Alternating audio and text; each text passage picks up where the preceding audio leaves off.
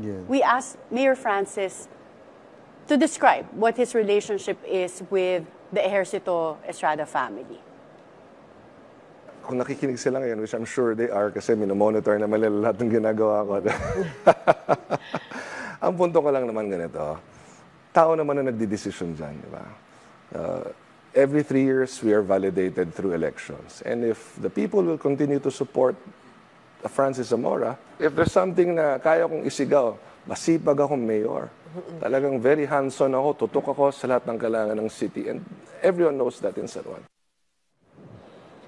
You know, Attorney Karen, if you go back to history, my father served as mayor for 2 decades almost. His father, Ronnie Zamora, assemblyman, it was my father, my mother, in fact, was the political leader who made him win every election because he has no charisma at all. No, he's a good lawyer, top-notcher, but he's not really politically savvy, no? It was my mother who really made him win, and they know that. And he even became the executive secretary of President Estrada during that time. And my mother got Francis Zamora as a vice mayor, no, because of this partnership for semi-decades. But to our surprise, my mother was running for her third and last term. Francis Zamora decided to run against her. And Karen, I hope that you would, Attorney Karen, you would understand that it's something personal because my mother is really affected emotionally, psychologically, because she's already old and retired, and she has done so much, dedicated her life to the people of San Juan. And then, this is what she gets after her term. In fact, Karen, Attorney Karen, I have to be honest with you, I grew up in the streets, no? Hindi tulad po ng ibang nagsilbi sa amin, they grew up in the subdivision. Ako, I grew up in the streets because my father and my mother allowed me.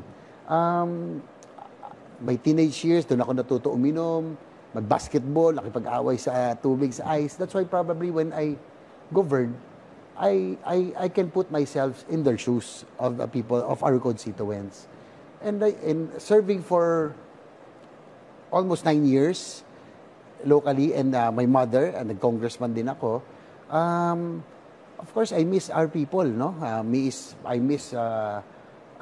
being with them, the people that we work with in the city hall, the employees, the barangay officials, and the people in the barangay, because every time they go to us, they are being, pinapagalitan sila, no? They are being asked to report, and they're threatened, no? By the present mayor. So, I've been appealing to the Mayor Francis that, on our end, my mother is already 82. I'm already busy in the Senate. No, I have my mandate to fulfill.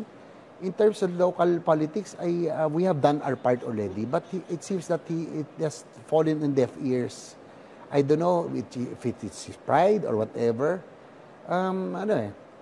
In fact, I feel so bad looking at my mother who has dedicated her life to the people. Siyang gumawa sa aming lahat, no?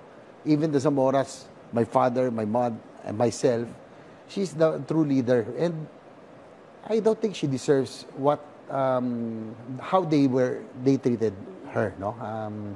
Hindi na nga yan yumaman, whatever she has. It was, the people of San Juan know that pinupunan niya lahat ng pagkukulang, no? Financially, scholarship, medical. So I think that's one factor. That's why I'm trying to, although I miss the people of San Juan, but I do not want them to be caught in between because of the political vindictiveness that is happening in our locality right now. Senator JV, do you see a possibility in the future of mending the relationship between the Zamora family and the Ejercito Estrada family? I think it depends on him. I have made this appeal time and again ever since my mother retired. I'm hoping that we stop all of this vindictiveness already, because in terms of local politics, we are already trying to distance ourselves, no? Kasi kawawa yung tao eh. I can see that, kailangan may Zamora card ka. Imagine, if you're not a supporter, if you're identified with us, they do not help you or you are the least priority. And Attorney Karen, it's not my mother, it's not me, my dad who is affected with this attitude. It's the people who are being affected. That's why I have been appealing to Mayor Francis Zamora to stop already this kind of vindictive politics. It's not my Mayor Gia, it's not Senator JV who's affected. It's the people of San Juan, no? And they deserve better treatment, no? Mababait ang tao sa San Juan eh. I really feel that people of San Juan are generally friendly and they don't deserve to be treated this way.